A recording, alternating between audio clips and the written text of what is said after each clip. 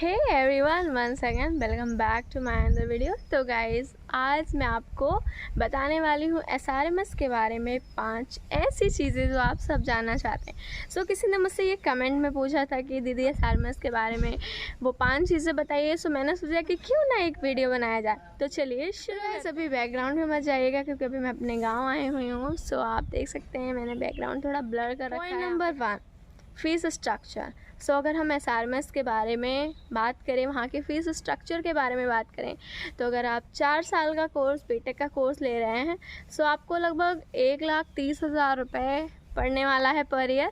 उस हिसाब से आप 4 साल का लगा लीजिए। वहाँ पे आपको बहुत सारे डिफरेंट कोर्सेस मिल जाएंगे, like BCA, MCA, B pharma, and उसके अलावा भी उनके कॉलेजेस हैं जिसमें वो MBBS कराते हैं, नर्सिंग कराते हैं। सो बहुत सारे आपको कोर्सेज मिल जाएंगे। सो अभी मैं पर्टिकुलरली बीटेक की बात कर रही हूँ, तो बीटेक का आपका 4 साल का पड़ने वाला है लगभग 5-5.5 लाख रुपए सिर्फ फीस। एंड उसके अलावा अगर आप हॉस्टल लेना चाहते हैं तो हॉस्टल की जो फ़ीस है यहाँ की, वो लगभग 80,000 85,000 के बीच में पड़ने वाली है। ओके, ये पर ईयर बढ़ती है। लाइक हमारी 82,000 थी, आपकी मे बी 83,000 हो सकती है, मे बी वो वेरी करता है। और यहाँ पे आपको ऑप्शंस भी मिल जाते हैं, लाइक AC लेना है, कूलर लेना है, या आपको विदाउट AC या कूलर चाहिए। सो उस हिसाब से भी फ़ीस वेरी करती है हॉस्टल की। सो अगर आप हॉस्टल भी लेना चाहते हैं तो 80,000 आपका ये पड़ने वाला है, एक मोटा मान के चल रहे हैं। सो आपकी पूरी जो फ़ीस पड़ने वाली है हॉस्टल प्लस कॉलेज की मिला के लगभग 2 लाख समथिंग पड़ने वाली है, 2 लाख प्लस ही पड़ने वाली है। सो आपकी 4 साल का होने वाला है 8 लाख रुपए, अगर आप हॉस्टल और कॉलेज दोनों लेने का। सो अब आते हैं पॉइंट नंबर 2 पे, जो कि है रूल्स एंड रेगुलेशंस। सो अब बात करते हैं रिस्ट्रिक्शंस की। सो कॉलेज का जो सबसे बड़ा रिस्ट्रिक्शंस है, अगर आप एज अ फ्रेशर जा रहे हैं तो आपको जानना चाहिए कि यहाँ पे कैंपस में फ़ोन अलाउड नहीं है। अगर आप फ़ोन ले जाते हैं, फ़ोन ले जाते हुए पकड़े जाते हैं, आपका कभी भी चेकिंग में पकड़े जाते हैं, तो आपको 25,000 रुपये की फ़ाइन देनी पड़ सकती है। अगर आप फ़ोन नहीं लेते हैं तब भी वो आपको फोर्स करते हैं आप उनको पे करो।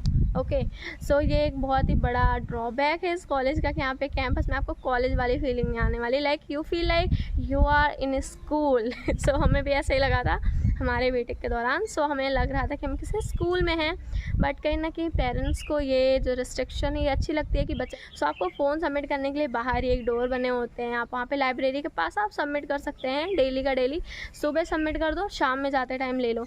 बट आप कॉलेज टाइम पे आप एकेडमिक ब्लॉक में फ़ोन लेके नहीं जा सकते, ना कैंपस में आप घूम सकते हैं। अगर आप कैंटीन में भी फ़ोन लेके पकड़े जाते तब भी आपको फ़ाइन लग सकता है। सो ये रही रूल्स एंड रेगुलेशंस की बात कॉलेज के अंदर। लेकिन अब बात करते हैं हॉस्टल के अंदर क्या क्या रेगुलेशंस हैं।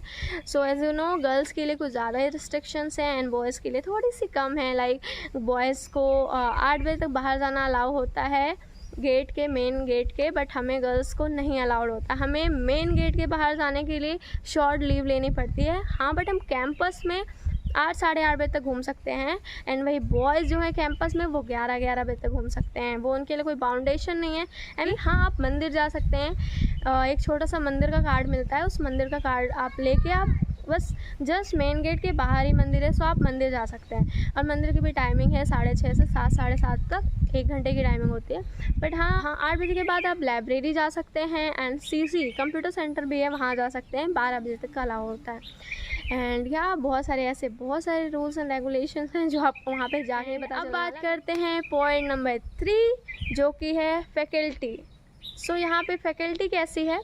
सो फैकल्टी ऑन एन एवरेज ठीक ठाक है। लाइक आप बहुत ज़्यादा एक्सपेक्टेशन नहीं कर सकते। फैकल्टी आपको बस उतना पढ़ाएगी जितना आप एग्ज़ाम पास कर ले जाओ। उसके अलावा अगर आप टॉप करना चाह रहे हो सो आपको खुद से पढ़ना पड़ेगा। लिटरली आपको खुद के नोट्स बनाने पड़ेंगे। बुक्स से पढ़ो, PDF से पढ़ो, क्वांटम से पढ़ो, यूट्यूब से पढ़ो, नो मैटर, कहीं से भी पढ़ो, बस आप पढ़ो। एंड आपके पास खुद के नोट ज़रूर होने चाहिए अगर आप एग्ज़ाम में अच्छा स्कोर करना चाहते हो। ओके, एंड कोडिंग की एक्सपेक्टेशन तो बिल्कुल मत करना कॉलेज वालों से कि वो आपको कोडिंग सिखाने वाले हैं, because no one gonna teach you literally.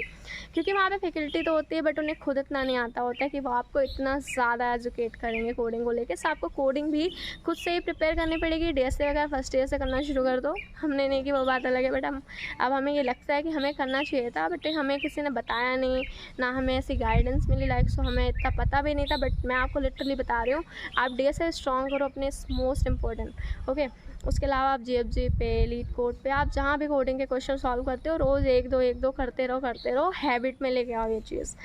Like I feel like हमें क्यों नहीं बताया ये चीज़, लाइक हमें क्यों नहीं पता था, बट इट्स ओके। मतलब जो चीज़ मेरे साथ हुई आई डोंट थिंक कि वो आपके साथ होनी चाहिए, so that's why I am sharing with you. So आप मस्ट करो ये चीज़। एंड उसके अलावा कोडिंग पे मेन फोकस रखो, आप एक प्रोग्रामिंग लैंग्वेज अपने स्ट्रॉन्ग रख लो। ये हमें भी बताया गया था एक कोडिंग लैंग्वेज पे फोकस करो, बट हमने नहीं किया। हम तो भैया हमें जावा भी सीखनी है, हमें रिएक्ट भी आनी चाहिए, हमें तो HTML CSS भी आनी चाहिए। सो हम तो खिचड़ी मिलान करते थे सारी लैंग्वेजेस को लेकर के, but I mean it's not so good. I think अगर आप एक ही लैंग्वेज में एक्सपर्ट हो, स्पेसिफाइड अपने आप को एक्सपर्ट बना लो, so that's much better than learning so many languages. और कंपनीज भी ये चाहती हैं कि आपको किसी एक लैंग्वेज आपका कमांड हो। सो ये चीज़ें, ये मिस्टेक आप भी करोगे बीटेक के दौरान। मुझे पता है आपको भी लगेगा 4 साल के बाद कि हमने ये क्यों नहीं किया। हमें भी पता था, बट हमने क्यों नहीं किया।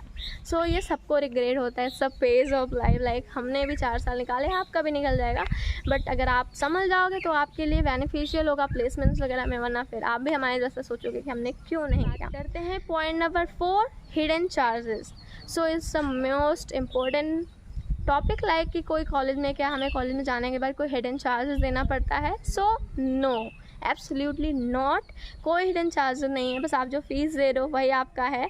उसके अलावा हाँ, आपका एक चार्ज ज़रूर जाता है, वो है आपका एक एग्ज़ामिनेशन फ़ीस एंड एक जाता है रजिस्ट्रेशन फ़ीस। ये साल में एक बार देना होता है। लाइक एग्ज़ामिनेशन फ़ीस साल में एक बार जाता है एंड रजिस्ट्रेशन फ़ीस भी साल में एक बार जाता है। और एग्ज़ामिनेशन फ़ीस 7,000 होता है, रजिस्ट्रेशन फ़ीस 3,000 समथिंग होता है, पूरा 10,000 लगभग आपका साल में जाता है। बट ये आपका हिडन चार्ज नहीं कहेंगे, ये तो जाता है, ये हर कॉलेज में जाता है। एंड फीस के अलावा आपका कोई हिडन चार्ज नहीं जाता है। बाकी एक आपका जब फेयरवेल पड़ेगा तो आपका एक चेयरमैन डिनर होता है एंड शायद कन्वोकेशन भी होता है, तो उसमें शायद कुछ रुपए वो हमारी सिक्योरिटी जो हमारी मनी जमा होती है उसमें से वो हमें काट के देते हैं। आई थिंक मैंने ऐसा सुना है। सो पॉइंट है the most important point, placement. So placement कैसे यहाँ की? So guys literally tell you, literally बेकार। कुछ बच्चों का लग गया है, लाइक 10%, उतने भी नहीं हूँ। बहुत ही गंदी हालत थी इस बार की। मैं आपको इस बार का डेटा बता रही हूँ जब मैं अभी पास आउट कर रही हूँ इस चीज़। इसके अलावा जो बच्चों की प्लेसमेंट कुछ बच्चों की हुई भी है, तो HR में, सेल्स में, मार्केटिंग में, इन सब में बच्चों की प्लेसमेंट करा दी। बस उनको एक ऐसा फ्रेशर कहीं ज्वाइन कराने के लिए। सो काफ़ी बच्चों ने ज्वाइन कर ली, हमने तो भरा ही नहीं। हमें एक्सपेक्टेशन थी कि कुछ बड़ा आएगा, भरेंगे, और हमने जिसमें भरा भी उसमें हमारा हुआ नहीं। So yeah it's our bad luck also कि हमारा नहीं हुआ प्लेसमेंट कॉलेज से, बट इट्स ओके। अभी मुझे जॉब करनी भी नहीं है, so I am not thinking about that. But उसके अलावा अगर मैं बात करूँ आपसे, जो हमारा पिछले साल का प्लेसमेंट था, लाइक जो हमारे सीनियर्स की प्लेसमेंट हुई है वो काफ़ी ज़्यादा अच्छी थी SRMS की। लाइक लोगों के हाथ में 3-3, 4-4 ऑफर लेटर थे। हमारे बहुत सारे सीनियर्स TCS, कोफोर्स, विप्रो और भी बहुत बड़ी बड़ी कंपनीज़ में प्लेस्ड हैं। वो हमारे लिंक्डइन पे हमसे कनेक्टेड हैं। और हमारे जो थोड़ा प्लेसमेंट सेल में भी थोड़ा इस बार उनका कंपनियों से इतना ज़्यादा कन्वर्सेशन भी नहीं हो पाया। एंड आपको पता है recession is the main factor कि प्लेसमेंट क्यों नहीं हुई। Thank you so much for watching this video. अगर आपको वीडियो पसंद आई है सो आप मुझे कमेंट बॉक्स में बताइए। और हाँ, मुझे ये बताइए कि इतनी सारी चीज़ें 5 पॉइंट जानने के बाद आपको कैसा लगा, आपको ये कॉलेज कैसा लगा, आप मुझे ज़रूर बताइए। आपको अच्छा लगा है, बुरा लगा, आपको एडमिशन लेना चाहिए या नहीं लेना चाहिए।